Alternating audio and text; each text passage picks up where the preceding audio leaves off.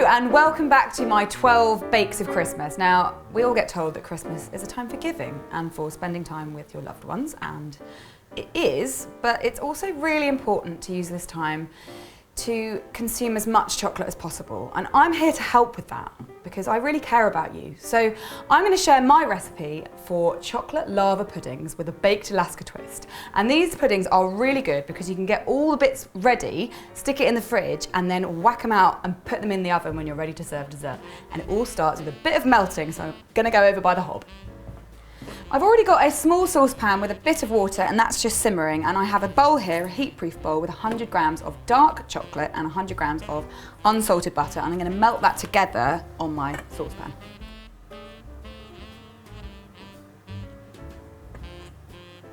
So now that my chocolate and butter have melted together, I'm just going to leave that to cool down a little bit and get on with the rest of it. And I have in my bowl 2 large free-range eggs plus 2 large egg yolks, and I'm going to add to that 60 grams of caster sugar and whisk that together just until it's really, really pale and really thick. Now, I'm not using any raising agent of any kind in this recipe, so this is going to give it a really nice airy fluffiness. Now my mixture's gone really pale and it's doubled in volume, so it's just right. And now it's time to put the chocolate in. And I'm going to fold that in really carefully because I don't want to knock all the air out. Once it's almost thoroughly mixed in, it's time to add some dry ingredients. And I have a tablespoon of plain flour, a teaspoon of cocoa powder and a pinch of salt. And I'm just going to sieve that in and fold it in to the end. Right, it's all mixed in really well, so now I'm going to pour it into a jug so that it's much easier to pour into my ramekins. And this recipe is enough for 3 puddings, which is great because I'm spending Christmas with my boyfriend, so there's one for me and one for him, and then one secret one, which I can just have on my own without telling anyone. And that's okay. So now I have these little Christmassy ramekins, which I buttered really well all over the inside, and I'm just going to pour the mixture in till it's 2/3 of the way up. Now you can bake these straight away, or you can put them in the fridge until you're ready to bake them, which I'm going to do with one of them, the secret one, and you just bake them at 180 degrees C for 12 minutes.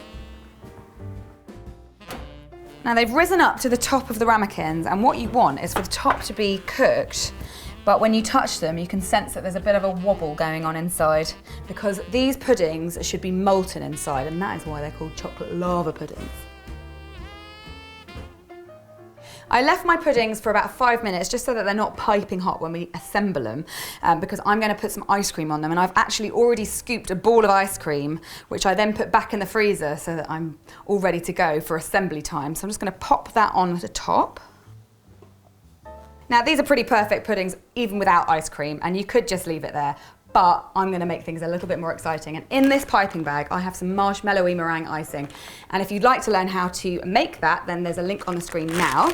And I've put it into a piping bag with a star nozzle, and I'm going to pipe that all over my ice cream. And now for the finishing touch, which is a little bit of fire. So I've got my blowtorch. If you don't have a blowtorch, you can just put this under a super duper hot grill.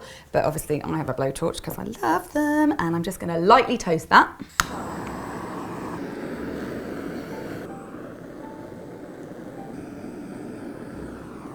My marshmallowy meringue icing has created a lovely insulating hat for my ice cream. So that'll still be cold, but it'll just be about to melt on top of my warm pudding. And inside the pudding should be nice and molten, like an actual volcano. That's why chocolate lava pudding. So these should be eaten immediately. So obviously that means I have to eat it now. So here goes.